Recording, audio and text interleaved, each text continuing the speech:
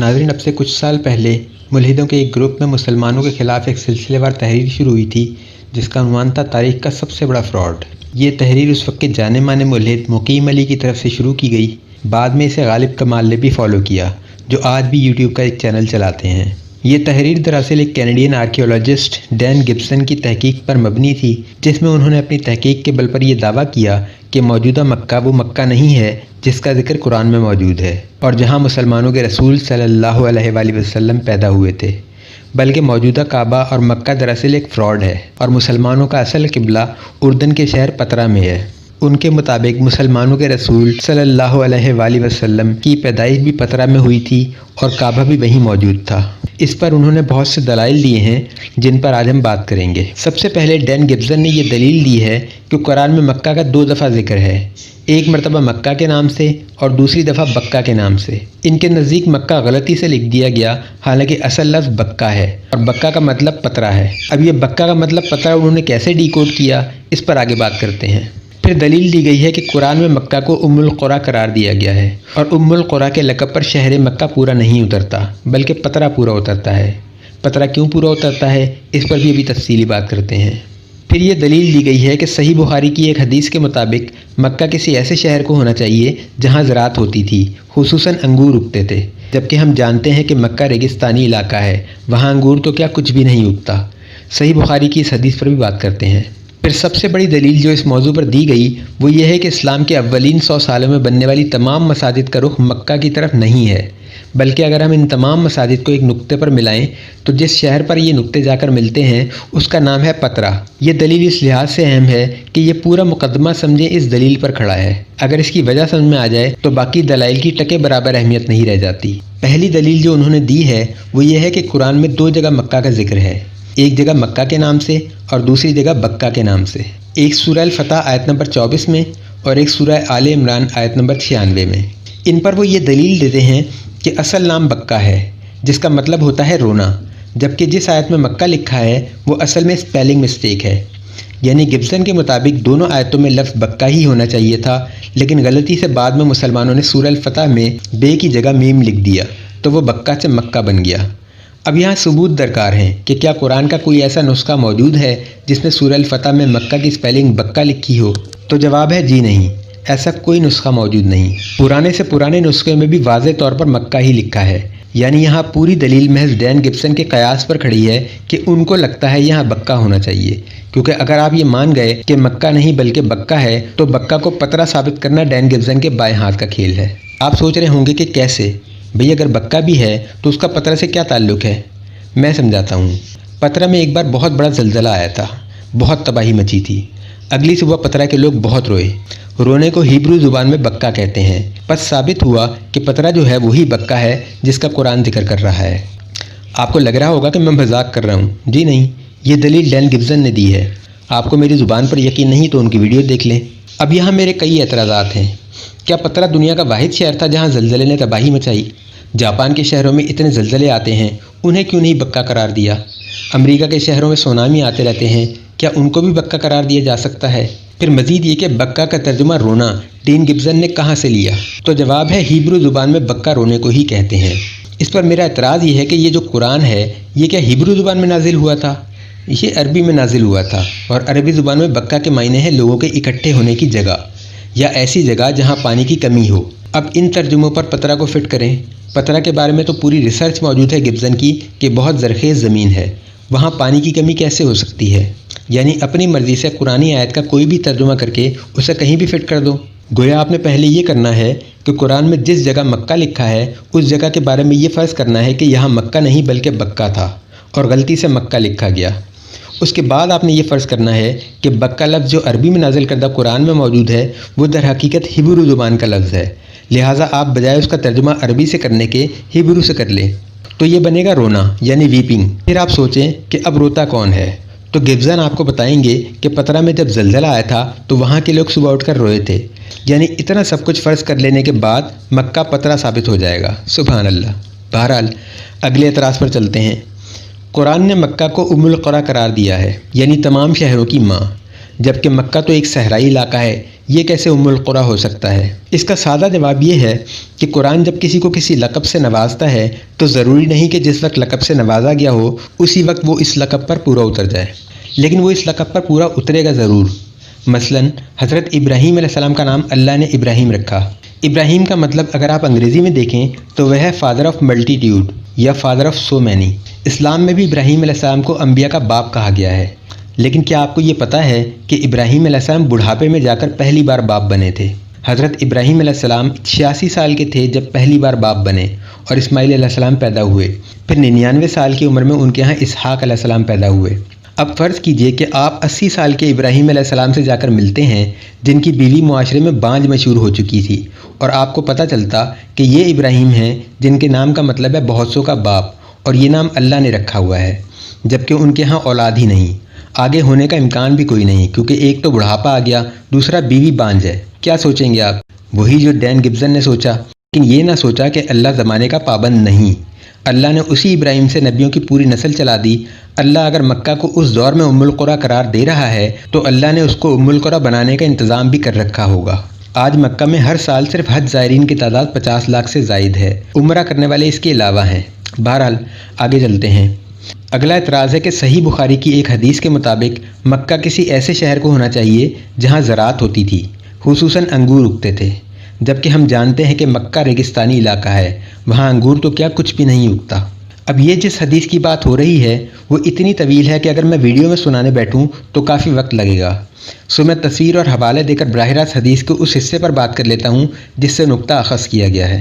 اب اس طویل ترین حدیث میں سے جو نقطہ ڈین گبزن نے اخذ کیا ہے وہ یہ ہے کہ ایک خاتون نے خبیب رضی اللہ تعالیٰ عنہ کے ہاتھ میں انگور کا گچھا دیکھا جس میں سے وہ کھا رہے تھے، جبکہ مکہ میں پھلوں کا موسم بھی نہیں تھا۔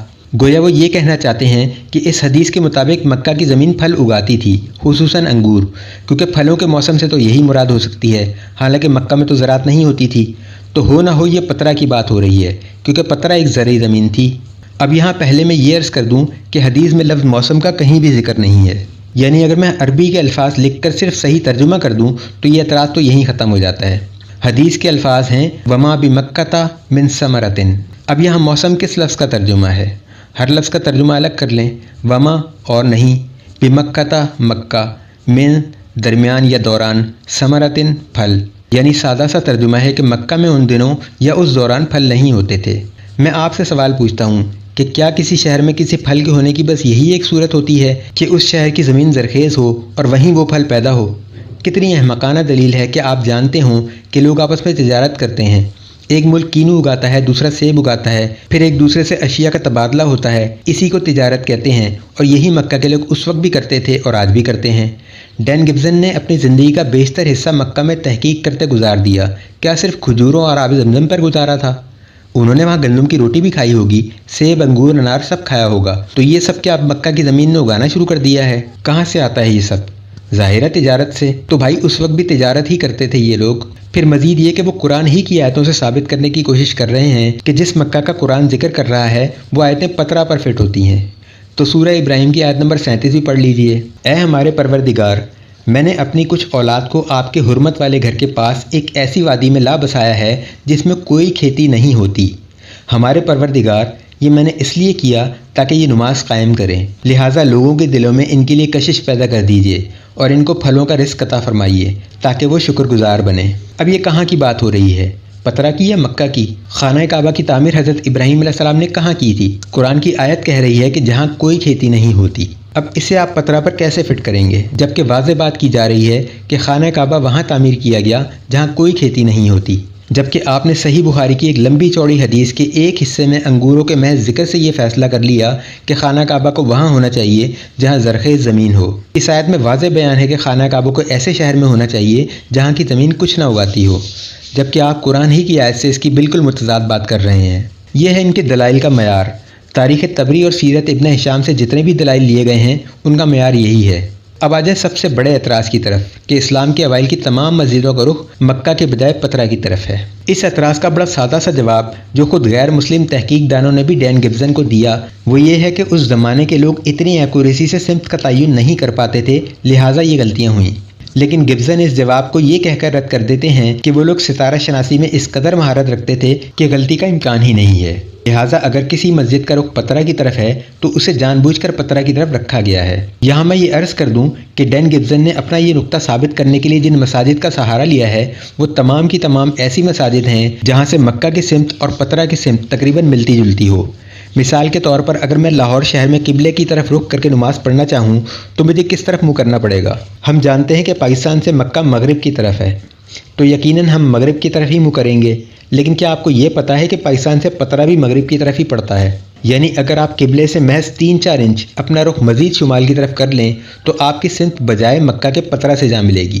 آج آپ کے پاس سمت پیما موجود ہے، اب تو موبائل ایپ آ گئے ہیں جو آپ کو قبلے کی صحیح سمت بتا دیتے ہیں، لیکن آج سے 1400 سال پہلے یہ سہولیات موجود نہیں تھیں، لہٰذا ان غلطیوں کا امکان موجود تھا۔ لیکن ڈین گبزن کا ماننا ہے کہ نہیں، وہ لوگ تو ستارہ شناسی کے اتنے ماہر تھے کہ ایسی غلطی کا ارتکاب ممکن ہی نہیں۔ سب سے پہلے تو مجھے یہ سمجھ نہیں آ رہی کہ ستارہ شناسی کا قبلے کی سمت کے تعین سے کیا تعلق ہے۔ ستارہ شناسی قبلے کی سمت کا تعین کے لیے تو کبھی استعمال ہی نہیں کی گئی، نہ ہی ایسا کرنا ممکن ہے۔ ستارہ شناسی کا علم راستہ تلاش کرنے کے لیے استعمال کیا جاتا رہا ہے، لیکن اس میں ایکوریسی کا معیار کبھی بھی اتنا بلند نہیں رہا کہ کوئی مائیکا لال آپ کو محض ستارے دیکھ کر زمین پر ایک سیدھی لکیر کھینچ دے کہ اس لکیر کی سیدھ میں چلے جاؤ تو تم اپنی منزل پر پہنچ جاؤ گے۔ یہ ممکن نہیں ہے، نہ تو یہ کل ممکن تھا، نہ ہی آج ایسا کیا جا سکتا ہے۔ اگر آپ آج بھی دنیا کے ماہر ترین ستارہ شناسوں کو جمع کریں اور انہیں یہ کہیں کہ زمین پر ایک لکیر کھینچیں جس کا ایک سرا لاہور کے مینار پاکستان اور دوسرا سرا کراچی کے مزار قائد کو فیس کرتا ہو تو وہ ایسا نہیں کر پائیں گے، بلکہ مینار پاکستان اور مزار قائد تو دور، وہ لاہور اور کراچی کو ہی فیس نہیں کر پائیں گے۔ اس کی وجہ یہ ہے کہ ستاروں کو دیکھ کر زمین پر سیدھی لکیر نہیں کھینچی جا سکتی۔ ستاروں سے صرف اتنا ممکن ہے کہ آپ ستاروں کی چال پر نظر رکھیں اور اپنا سفر جاری رکھیں، لیکن یہاں مسلسل آپ کو ستاروں کی رہنمائی بار بار لینی پڑے گی۔ صرف ایک بار ستارے دیکھ لینے سے آپ کو سمت کی سمجھ نہیں آ سکتی۔ اسی لیے زمین پر سمت کا تعین ہمیشہ سورج سے کیا جاتا ہے، وہ بھی اس وجہ سے کہ سورج کی روشنی کو آپ سائے کی مدد سے زمین پر ٹریس کر سکتے ہیں۔ اس کا جو طریقہ استعمال ہوتا ہے اس میں آپ زمین پر چند لکڑیاں سیدھی گاڑ لیں، پھر ان کے جو سائے بنے انہیں مارک کر لیں، پھر ان کی بدلتی پوزیشن کو دوبارہ مارک کر لیں۔ اس طرح آپ سورج کے سائے کی بدلتی پوزیشنز کی مدد سے زمین پر ایک لکیر کھینچ سکتے ہیں جو زمین پر سمت کا تعین کرے گی۔ لیکن یہ کام آپ ستاروں سے نہیں لے سکتے کیونکہ ستارے کا سایہ نہیں ہوتا۔ ستاروں کو دیکھ کر اگر آپ زمین پر لکیر کھینچنے کی کوشش کریں گے تو آپ کا مسٹر بین والا حال ہوگا۔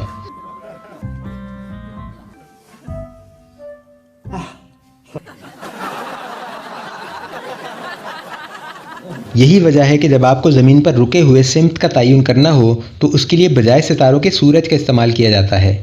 حالانکہ سورج سے معلوم کی گئی سمت اتنی ایکوریٹ نہیں ہوتی، نہ ہو سکتی ہے۔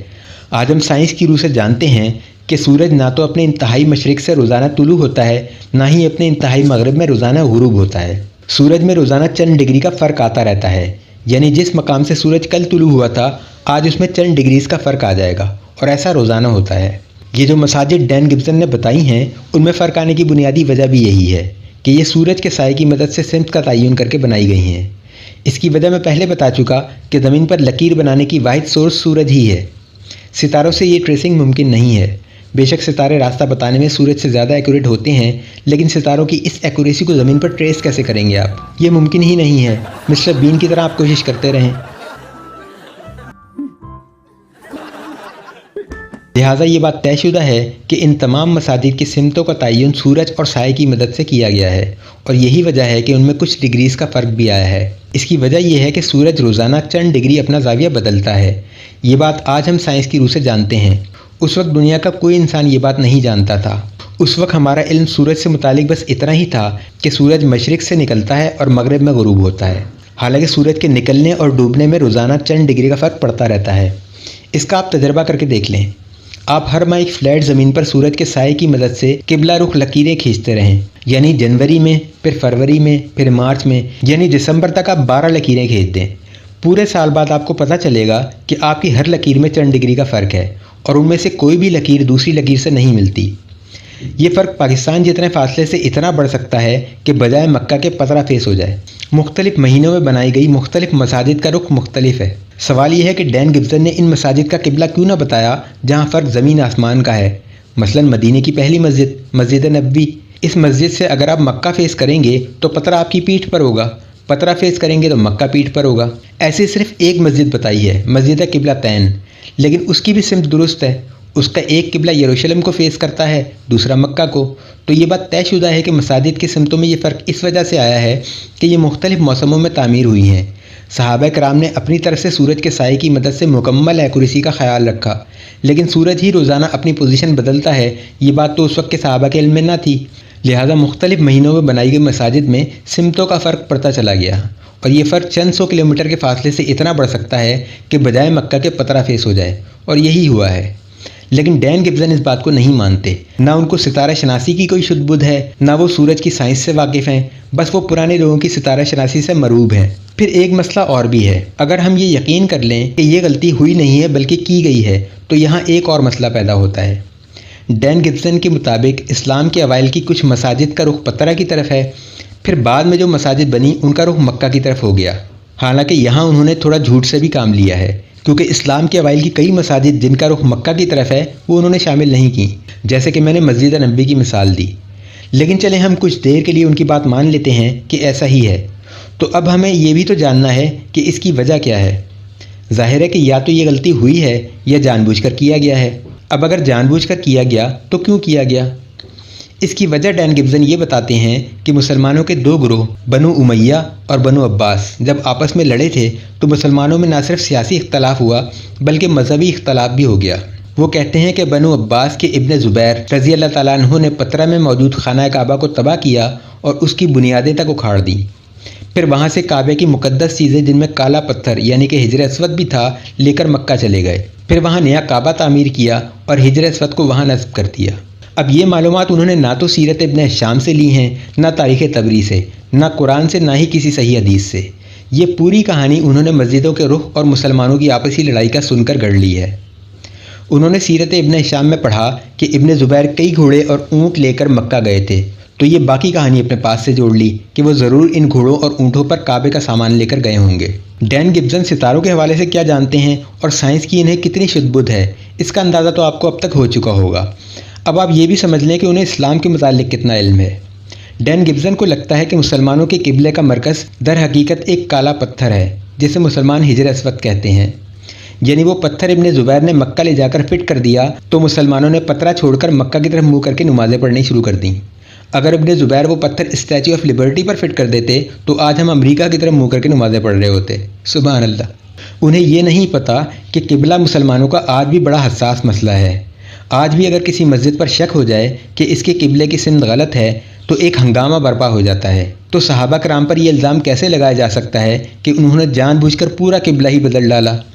بہرحال وہ کہتے ہیں کہ مسلمان مذہبی طور پر بڑھ گئے۔ ایک گروہ بنو امیہ کا تھا جو اب بھی پترا ہی کی طرف منہ کر کے نماز پڑھتا تھا، دوسرا گروہ بنو عباس کا تھا، انہوں نے اپنا کعبہ اور قبلہ بدل لیا اور مکہ کی طرف منہ کر لیا۔ گویا مذہبی گروپ نہ ہوئے، گھر میں رہنے والی دو بہویں ہو گئیں جنہوں نے اپنی ہانڈی روٹی الگ کر لی۔ لیکن اب یہاں سے کہانی میں تھوڑا سا ٹویسٹ آتا ہے۔ مسئلہ یہ ہے کہ ہمیں یہاں صرف دو گروپ نہیں ملتے، ہمیں ایک گروپ تو وہ ملتا ہے جو بنو امیہ ہے، جو ہنوز پترا کی طرف منہ کر کے ہی نمازیں پڑھ رہا ہے۔ دوسرا گروپ بنو عباس کا ہے جنہوں نے اپنا قبلہ مکہ میں شفٹ کر لیا ہے۔ اس کے بعد ڈین گبزن انکشاف کرتے ہیں کہ کچھ مسجدیں ایسی بھی بنائی گئیں جن کا رخ نہ تو پترا کی طرف تھا، نہ مکہ کی طرف، نہ ہی یروشلم کی طرف، بلکہ ان کا رخ پترا اور مکہ کے عین درمیان میں تھا۔ اب اس کی کیا وجہ ہے؟ ڈین گبزن میں اگر تھوڑی سی بھی غیرت ہوتی تو اس انکشاف کے بعد اپنی غلطی خود تسلیم کر لیتے کہ یہاں واضح طور پر علم ہو جاتا ہے کہ یہ تمام مساجد سورج کے سائے کی مدد سے بنائی جاتی رہی ہیں اور ان کا مختلف سمتوں کا رخ عین سائنسی ہے، کیونکہ سورج ہی اپنی پوزیشن روزانہ بدلتا ہے۔ بلکہ حیرت اس وقت ہوتی جب ان تمام مساجد کا رخ کسی ایک سمت میں ہوتا۔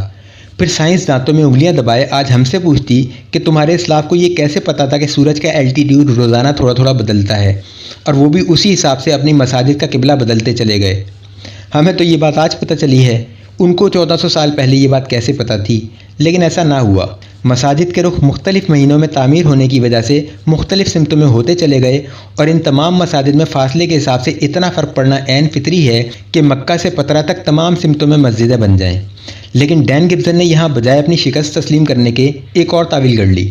انہوں نے کہا کہ مسلمان جب دو گروہوں میں تقسیم ہو گئے تو وہاں ایک تیسرا طبقہ ایسا بھی تھا جو نیوٹرل تھا، تو انہوں نے یہ کیا کہ جب اپنی مسجدیں بنائیں تو ان کا رخ نہ تو پترا کی طرف کیا نہ مکہ کی طرف، بلکہ دونوں کے بیچ میں کر لیا، یعنی انہوں نے اپنا ایک تیسرا قبلہ بنا لیا۔ اگر آپ ان کی لکیروں کی سیدھ میں جائیں تو پتہ چلے گا کہ یہ لکیریں سیدھا افریقہ نکل جاتی ہیں، یعنی وہ افریقہ کے کسی ملک کی طرف قبلہ بنا کر بیٹھ گئے۔ یہ بھی مسلمانوں کی خوش قسمتی ہے کہ ان کی سیدھ میں عرب کا کوئی شہر آیا ہی نہیں، بلکہ وہ پترا اور مکہ کے بیچ میں سے نکل کر کہیں افریقہ میں نکل گئے، ورنہ ڈین گبزن نے اس پر بھی کوئی کہانی گڑھ کر وہاں ایک اور قبلہ بنا دینا تھا۔ بہرحال یہ تھی ڈین گبزن کی سنسنی خیز انکشافات کی موزیقہ خیز داستان۔ اگر انہیں ستاروں کا علم ہوتا تو انہیں پتہ ہوتا کہ زمین پر قبلہ ڈائریکشن ستاروں کی مدد سے ممکن نہیں، سورج سے بنائی جائے گی تو ان میں اتنا فرق آنا عین فطری ہے۔ اسلام کے بارے میں کچھ جانتے تو قبلے کی حساسیت کا احساس ہوتا۔ مجھے امید ہے کہ اب میرے احباب مجھ سے یہ مطالبہ دوبارہ نہیں کریں گے کہ میں اس نوعیت کے اعتراضات کا جواب سنجیدگی سے دوں۔ ویڈیو پسند آئی ہو تو لائک کر دیں، چینل سبسکرائب نہیں کیا تو سبسکرائب کر لیں۔ اللہ تعالیٰ آپ کا حامی و ناصر ہو، آمین۔